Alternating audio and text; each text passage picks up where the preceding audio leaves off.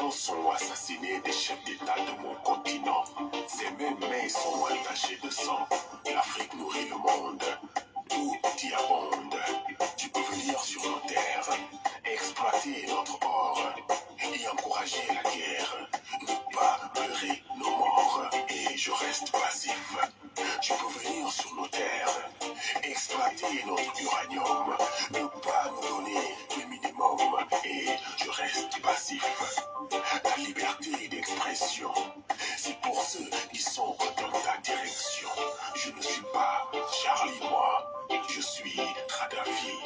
Obama et Sarkozy ont leur place au CPI. Yeah, salut la famille. maa ngi leen di jaare ñëpp di leen bëggee di leen ndamoo waaw di wax rek ne live bi du gudd comme ni ngeen ko xamee waaw day gàtt rek ndaxte li ñuy wax moom bëriwul waaw réew mi dëkk bi li ko war a defar bëriwul. Nos grands bouts sont devenus de petits boubous et on me dit que c'est la mode. Des hommes qui s'habillent en femme et on me dit que c'est la mode. À mon plus bas âge, j'ai fait connaissance de cet adage qui dit que celui qui voit la mode rit que la mode est un sot. Aujourd'hui, nombreux sont ces sots qui se croient intelligents parce qu'ils s'expriment avec leur argent. Le jeune qui prend Eric Sex comme référence ne t'attend pas qu'il se vexe devant cette perte de valeur. Nos valeurs sûres sont tuées au détriment de ces enfants de Satan.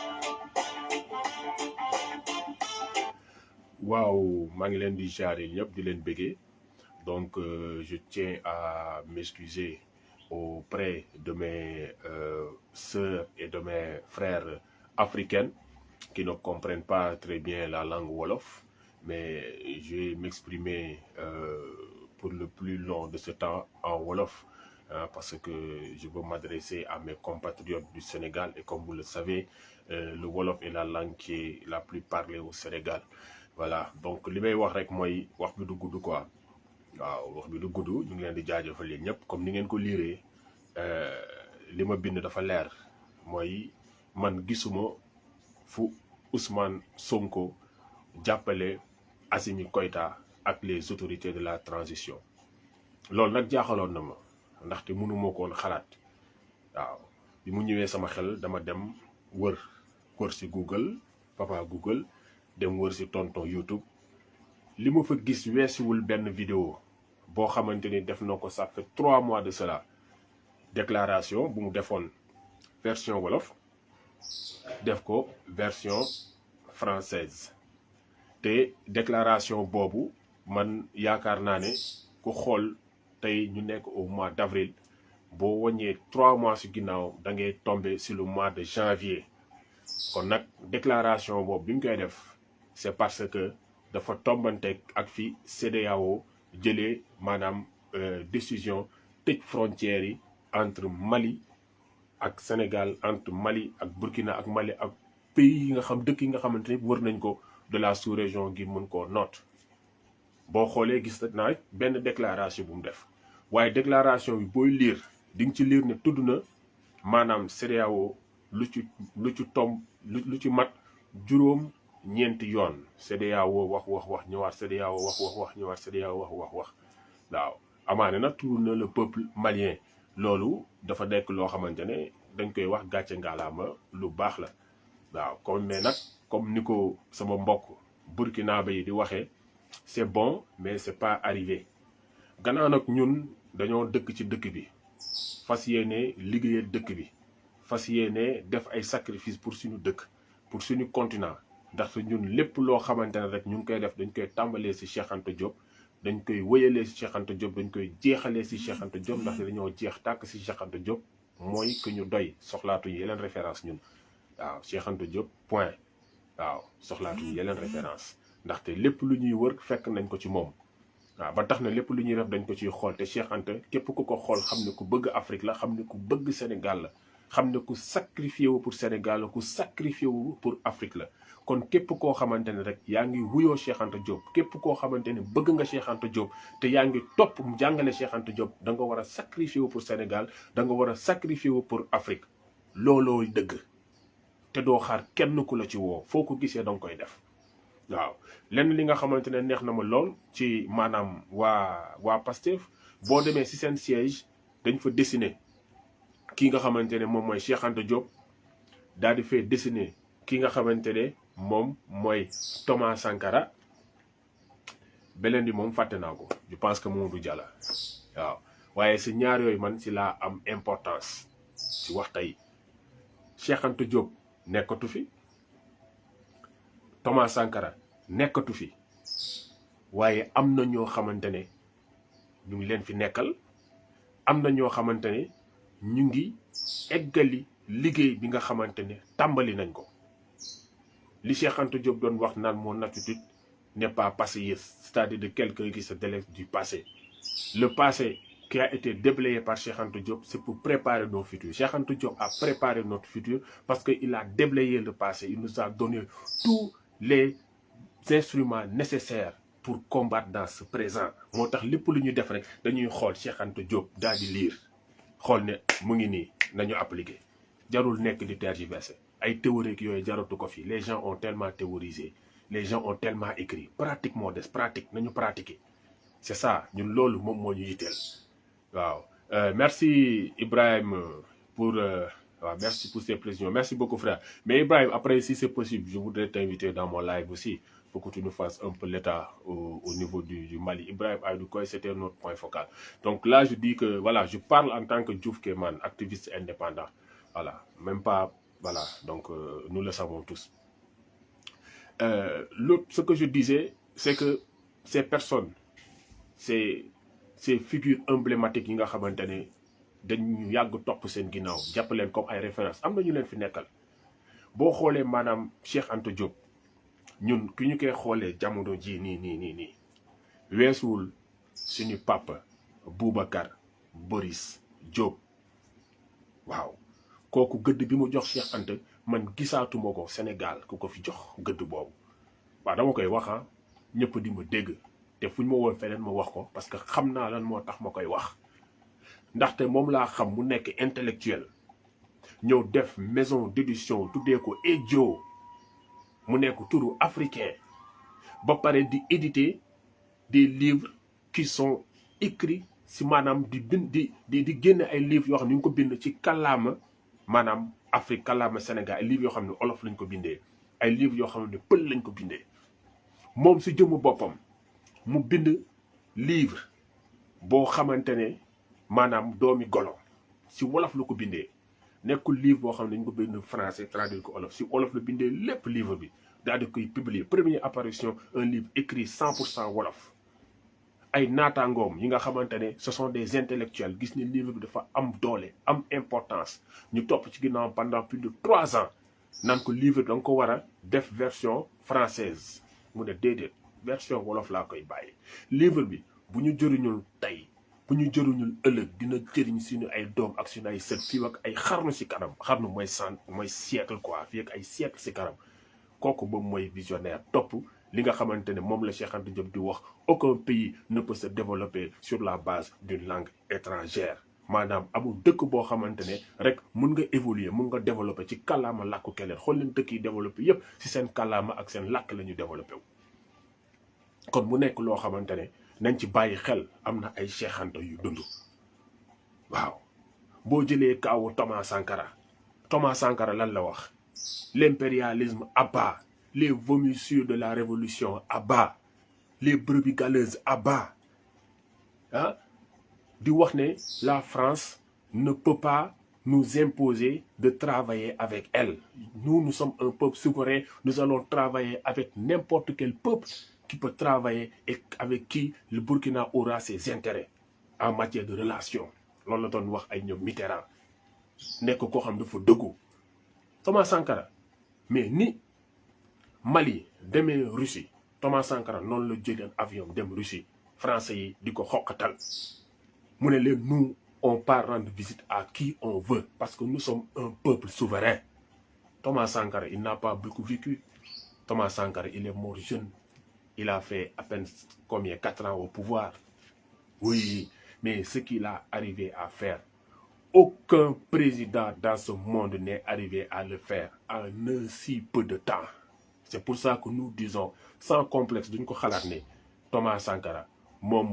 à un certain moment, le plus grand président qui ait connu l'humanité. Nous le disons sans complaisance, lolo am. Tayjini, mais amna ay Thomas Sankara, te ki nga xamantene mom moy représenter tay Thomas Sankara weesuwul le colonel Assimi Goïta. Nga xam ko, nga ñàkk ko xam, nga wax ko, nga ñàkk ko wax. Waaw, ndaxte ñaar ñooñu maanaam ni que le ñëwee au pouvoir rek daanaka le kii ñëwee au pouvoir. Thomas Sankara il est venu au pouvoir par les armes. Tey jii nii kan moo fi ñëw taxaw a sañ wax ne Thomas Sankara n'était pas légitime et qu'il devait pas venir au pouvoir par les armes. Hein? Ku ko sañ wax tey ak Thomas Sankara li mu liggéey. Tey jii nii kan moo mën a sañ a toog taxaw wax tey ne Assimi Goïta malgré qu'il est venu par les armes aucun sang n'a coulé. Bi ñu jël le pouvoir rey ñu kenn. Ça a été pris pacifiquement avec les armes, certes, mais aucun sang n'a coulé. Voici, li nga xamantene lool ngeen wara gis tek ci seen beut et puis arrêter ces kàllaama d'occidentaux manam tubaab bi lu mu wax rek ngeen jël di ñu ko répéter. Ay on doit pas prendre le pouvoir par les armes, on doit pas parce que la démocratie. Ay fucking démocratie, dañoo fàttali ay démocratie Afrique le judo. Maa ngi jégalu des fois da ngay xaw a kii mais doo mën a comprendre nit ñi nu ñuy xalaatee démocratie Afrique le judo ñun nous n'avons pas importé la démocratie, nous avons exporté la démocratie. L'arbre à palabre, allez voir l'arbre à palabre. Il n'y a pas quelque chose de plus démocratique que cela. Il y a quelque chose qui se passe dans les villages. On se retrouve au milieu à l'arbre à palabre. Nous disons, règle les problèmes B.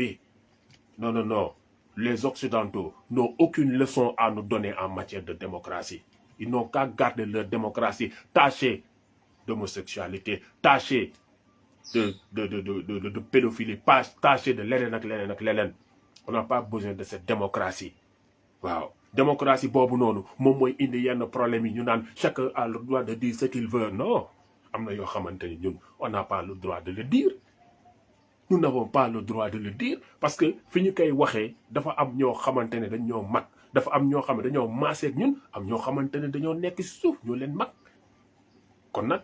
buñu wax démocratie, libre expression amna fu mu yem. Waaw. Nous n'avons pas à suivre ces occidentaux. Non, non, top nous. On n'a rien à apprendre d'eux. Au contraire, ce sont eux qui ont à apprendre de nous. Lors nous voyons une bonne fois pour toutes. Qu'on a taïdini, vous faites qu'un ces politiciens qui aspirent demain à avoir les rênes du pouvoir, à diriger des pays, voir quelqu'un qui est en train, madame, de perpétuer le travail de Thomas Sankara. Ñu gis kenn koo xamante ne lépp lu Thomas Sankara bëggoon lépp loo xamante ne mu ngi ko doon bëgg def tey jii nii moom il est en train de se sacrifier pour le faire. Un jeune de 40 ans waaw mu bëggoon leneen waroon mun a am ay milliards dem si leneen il est en train de sacrifier sa vie, il est en train de sacrifier son avenir et même la vie de sa famille et de son entourage parce que il veut la souveraineté de son pays. Dafa bëgg Mali jël moomaat boppam, dafa bëgg Mali moom léppam, Mali am liberté am. Dog buumu jaam bi ànd seeg ñoo xamante ne peut-être ay mag lañu nekkoon nañ si yenn pouvoir mais am nañ expérience bind nañ ay livre xam nañ maanaam théorie bi nan la fay demee ki n'a qu'à pratiquer. Gis nga ñaar yooyu noonu non xaar leen may leen ma tuuti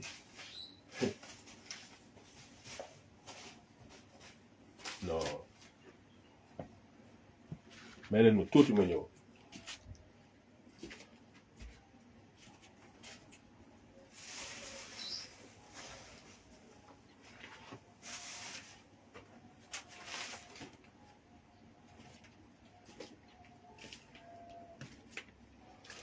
Waaw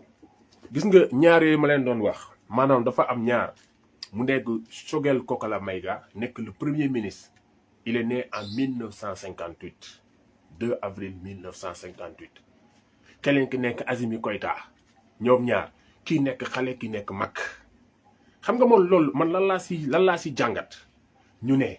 si jeunesse savait et si vieillesse pouvait pouvoir et savoir ñaar ñooñu ñoo nekk tey jii nii gouverner le Mali le pouvoir et le savoir bi ma doon dem seeti lii laa doon seeti lii benn livre la livre bi mu ngi tudd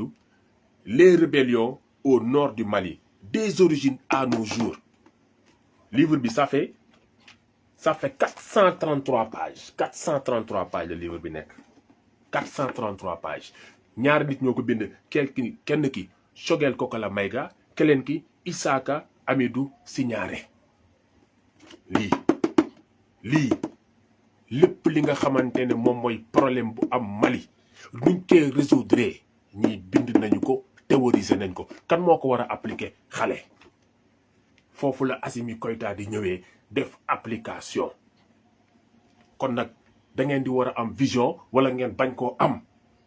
te nag nee nañ fas lu mu daw du tee ñu koy làbbali soutien dafa baax si nit soutien dafa baax si nit ndaxte nit am na foo xamante ne daf fay toll amaana du découragé mais ce soutien daf koy gën a jox maanaam courage daf koy gën a jox courage ma ne benn entre parenthèse bugguma sax di wax trop si marche Dakar Bamako parce que du loolu ma yitteel tey biñ doon dox da ngay dem ba sonn benn camionneur romb ne la pep def ni loxo yi nga gën a amaat jom gën a amaat courage gën a dëgërluwaat teguwaat encore si yoon bi loolu lu soutien di jëriñ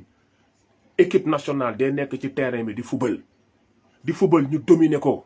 mu sonn supporters yi jóg allez Sénégal allez ñu dégg gars yi am jom daal di continuer ba mun a égaliser ba mun a gagner match loolu lu soutien di jëriñ kon nag tey jii nii au niveau du Sénégal ki nga xamante ne moom moo fi gën a sévère contre la France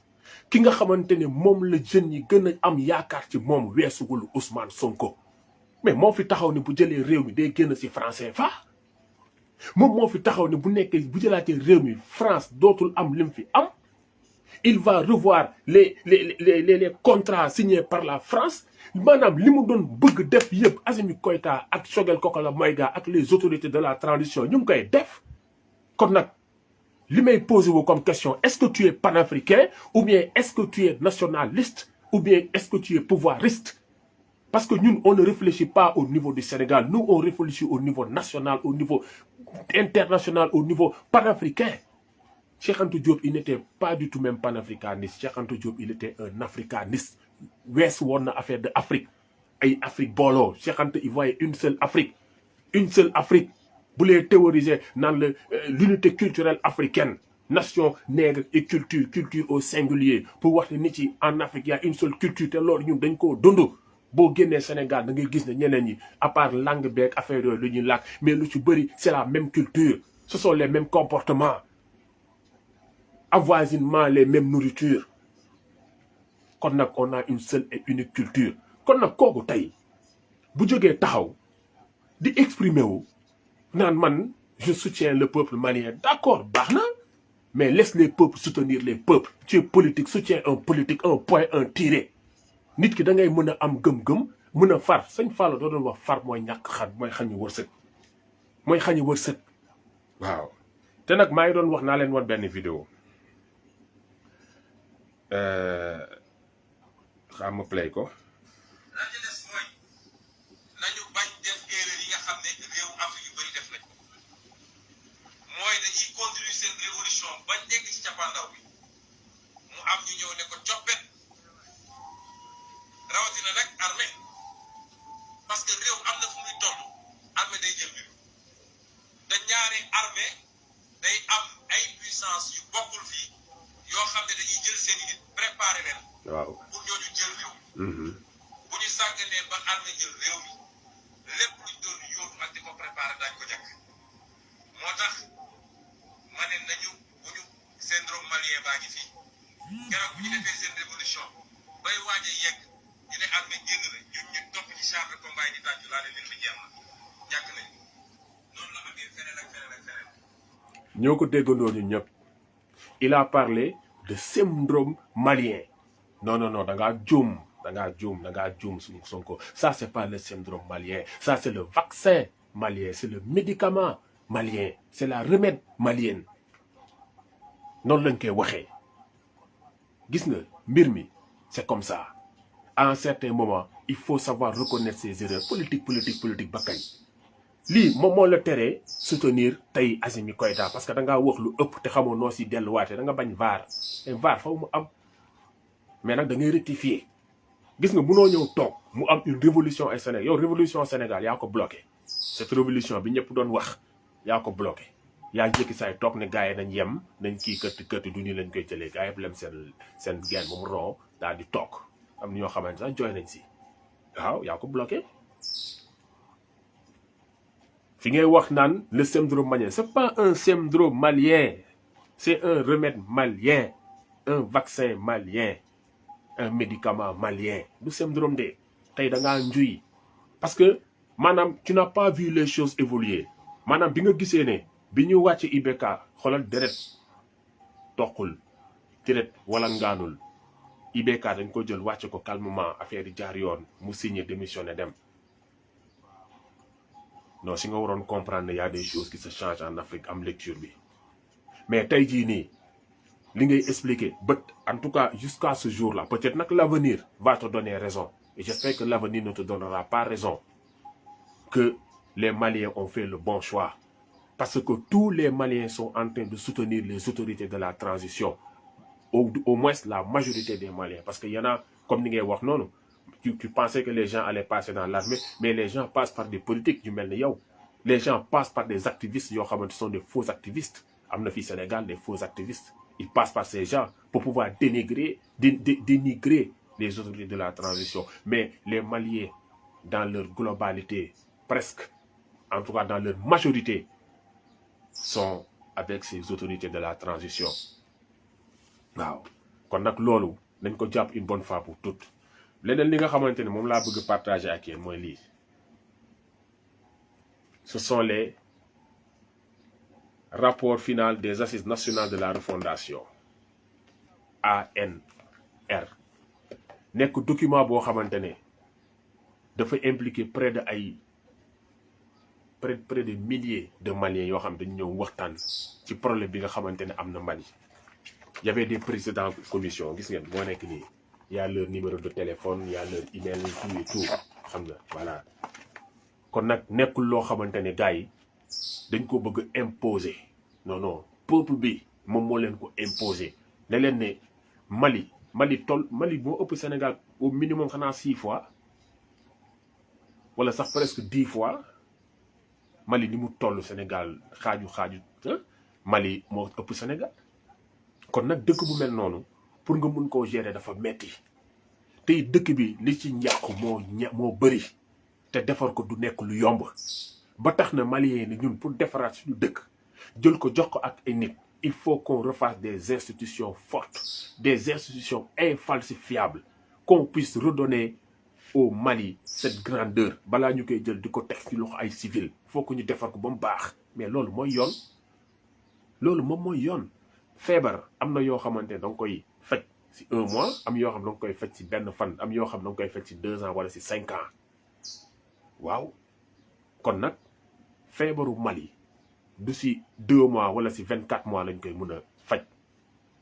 mais ñun sax nous ne sommes pas d'accord quand Assimi Goïta et les membres de la transition disent qu'ils vont diminuer ba 24 mois ba 2 ans le peuple a dit 5 ans respectez ce qu'a dit le peuple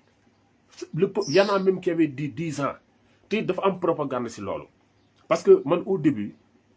avant que may intéressé aussi problème bi les gens disaient que pour les autorités de la transition li ñu wax mooy que ñoom dañuy def 5 ans mais waxuñu woon 5 ans ñoom dañu ne 6 mois à 5 ans ci écart boobu 6 mois à 5 ans mais les gens dañuy fàtte wax 6 mois à 5 ans dañuy ñëw rek nee nañ 5 ans la ñuy def c'est pas normal nii kërti wax ay kii génn ci mais dëkk bu nekk dafa am ay jàngoroom kon nag Ousmane Sonko je te le dis bu fekkente ne dafa am ay calcul politique yi nga xam ne da nga koy def ba tey jii nii tu essaies de te cacher en disant non je soutiens le peuple malien non il faut soutenir ouvertement Assimi Goïta il faut le soutenir soo bu nee paas nga dem ba foofu gis ko ngeen toog est-ce que yaay comprendre waxtaan idée yi nga am sa solution boobu nga bind livre la solution nga yóbbul ko may ko ngeen ñëw toog Assimi Goïta sa waay mais vous êtes sa rakk la quoi en fait vous êtes de la même génération en fait benn instant tey jii nii bu fekkente ne yéen amu leen cette relation bi mu ko gënee soxla non du bés boo ko soxlaa nga koy ñaan moom mu ñëw jàppale la parce que n'oublie pas que tu veux devenir président de la République du Sénégal tu veux faire la même chose que Assimi Goïta a fait tu veux prendre le même chemin que Assimi Goïta a fait et tu auras besoin de soutien kon nag tey jii nii nga koy liggéey loolu ñu xam fan nga bëgg a jëm wala sa passeport bi ba léegi nii gars yi dañ koo téye mënoo génn Sénégal waaw mais frontières yi nii dañ ko bëtt ñun yaakaaruñ ay frontières bëttal frontières yi nga dem soo ñëwee même gars yi buñ lee tëjaat nii y a pas de problème ça sera un sacrifice bi nga xamante ne def nga ko waaw ay bëtt frontières yi nga dem nga toog ak moom ngeen échanger mu xam ne au moins y a quelqu'un au Sénégal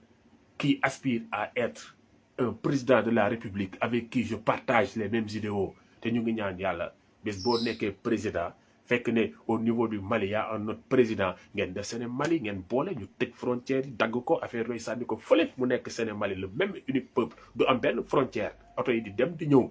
waaw ñu bokk même carte d'identité waaw li nga xamante ne Senghor yàqoon na ko ngeen defar ko li nga xamante ne moom moo naqari woon Modibo Keïta ba mu ñëw Sénégal Senghor tëj ko ngir mën koo toroxal gars yi ragal parce que Maliens ñu ngi doon préparé pour ñëw libérer ko mu delluwaat problème boobu am tey jii nii mais Senghor dafa yàq lu bëri tey Macky Sall ñëw yàqaat lu bëri doon naa ci wax tuuti parce que Macky dafa am loo xamante ne daf fi nekkoon quoi Sénégal Mali nekk ay dëkk yoo xam ne dañoo dugalante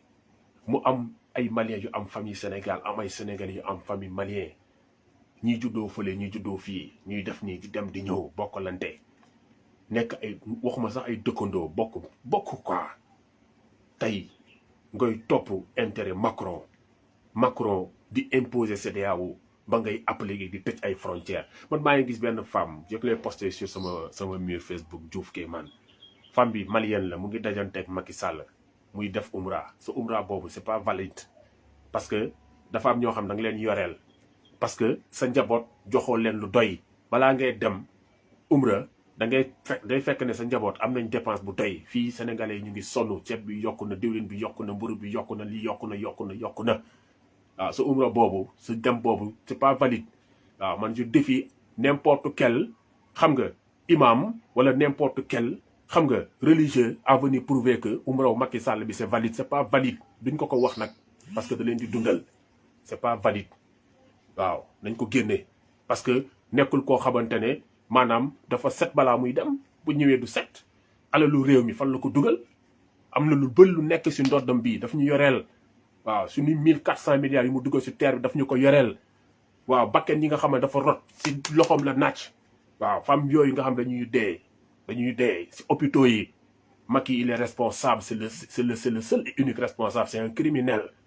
ak tous ces membres du gouvernement yi nga xamante dañ jàpp alalu réew mi di ko caxatee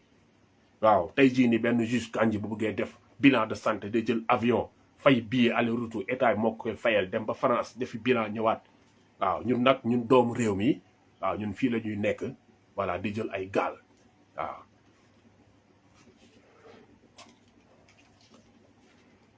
il faut que loolu sénégalais yi mën a xam ne suñu njiit yi dañ ñoo faalewul def ay umra réglé woo sa dëkk ngi metti ah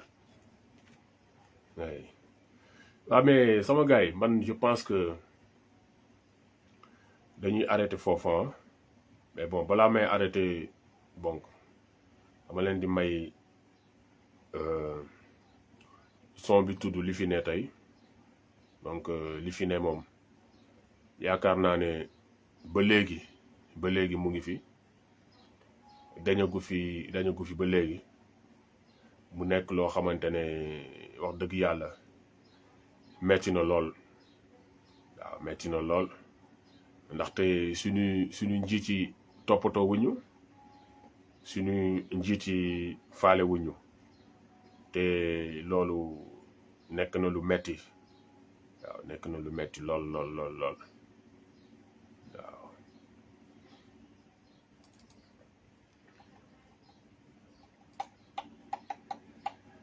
nekk na lu metti lool waaw kon nag bu ko defee dañuy joxante rendez-vous ba beneen yoon voilà li fi ne tey moom laay tëjee ah li fi ne tey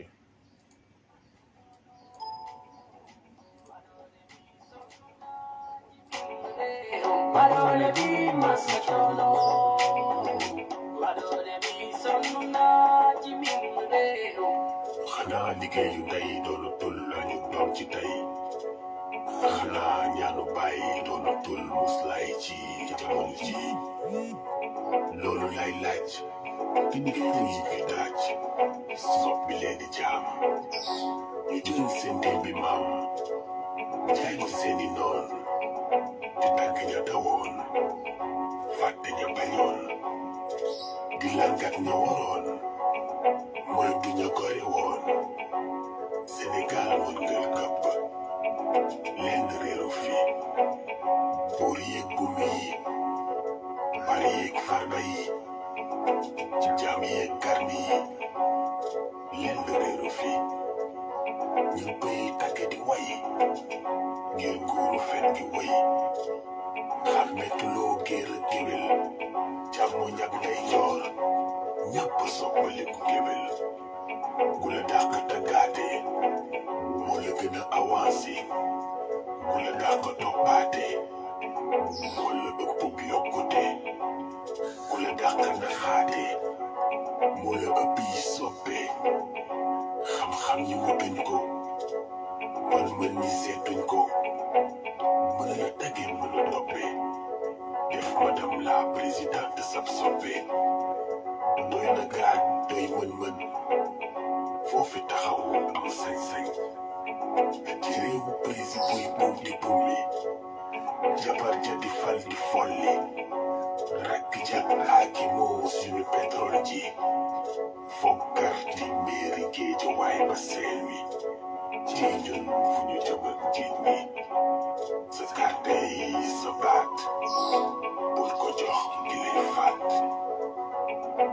Badole bi masa jono Badole bi sonna jimire Badole bi masa jono Badole bi sonna jimire kuy enseignant wala étudiant xam nga li may wax usine yaa ngi tëj nguur gi jëlatul ku dul ki mu bokkal parti yéen ndawi réew mi xàmme leen bu baax njiit ci bon yi di beew folli leen mooy seen wareef doomi ñi ci nguur gay ngi bitim réew seeni bàyyi di ñu sàcc di leen jox tax ñu réew ba naan Sénégal du dem fàtte démb bi seen bàyyi di jéem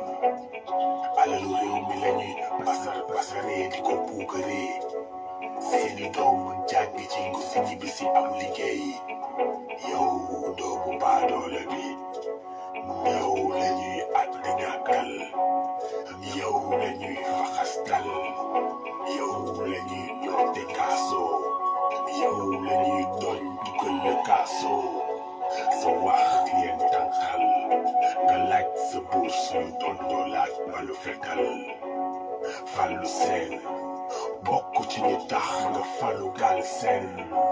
lañ ko lañu fay Bassirou Faye bal ba daaneel bal jóge ca nguur dal ca askan wa hôpital ku yorul alal duñ la dal ñu jiite ñi fa jooju dugal suñuy doom du dugg gaal daw Sénégal sa kàrte yi sa baat bul ko jox ki lay faat Sankara